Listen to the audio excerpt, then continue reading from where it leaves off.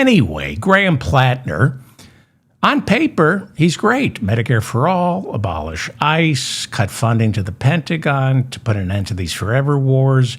He won the Democratic nomination on June 9th with 72% of the vote. I think I saw somewhere he got more votes in the Maine primary last month than any other candidate in the history of Maine.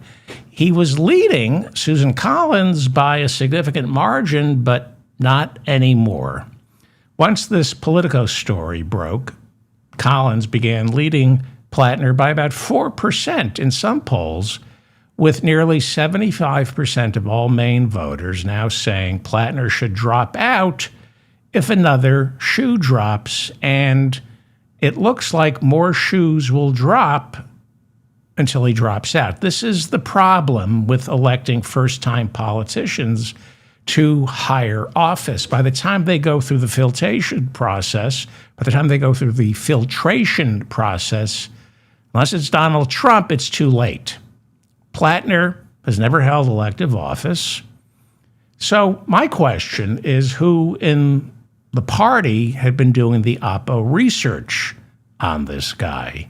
You need to fully vet a candidate before he wins the nomination. And I like to think Bernie, who is mostly responsible for Platner, I like to think he has a backup candidate. I'd hate to see the nomination go to a corporate Democrat. So Platner, he's got a huge character problem that simmered for months on the back burner, but bubbled to the rest of the stove right before winning the Democratic nomination last month in June. And now the Trump has hit the fan. The Trump has hit the fan with new credible rape allegations prompting Platner's biggest benefactor, Bernie Sanders, announcing it's time for Platner to step aside. Bernie made that announcement on Tuesday. And he's most definitely going to do that. The question is when. By the time you hear this, I would assume Platner has already dropped out because he lost Elizabeth Warren, Khanna, and Maine's Democratic Party. The only person who wants him to stay in the race is Susan Collins. Well, I told you so.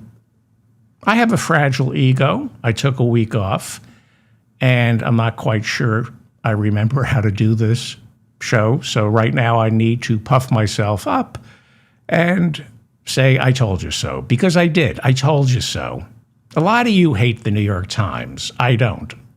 So when they came out with that story last month, right before the Maine primary, cataloging accusations against Platner from several women, many of you said it was a hit piece. Now, the word rape was never used in that New York Times story.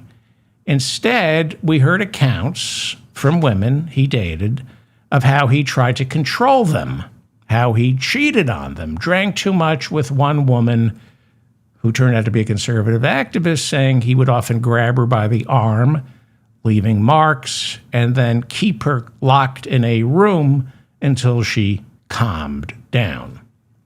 That's what we found out in that New York Times story last month. And I said, maybe, but I doubt it. Maybe this really is a hit piece that the New York Times, in the service of neoliberal corporate Democrats, is attempting to destroy Graham Platner. I said, maybe, but unlikely. I said the more plausible story about that story is it's the tip of the iceberg, because it usually is. They knew more. They knew more about Graham Platner, and it was a warning shot right before the Maine primary, signaling to Platner, Bernie, and the Democrats that if this guy wins the nomination, other stuff, nastier stuff, is going to come out, and it has. I said I hope the Democrats, especially Bernie and Elizabeth Warren, have someone standing in the wings because this story in the New York Times is most likely just skimming the surface. I think I was right. And because I have such low self-esteem, I told you so. I told you so. Now,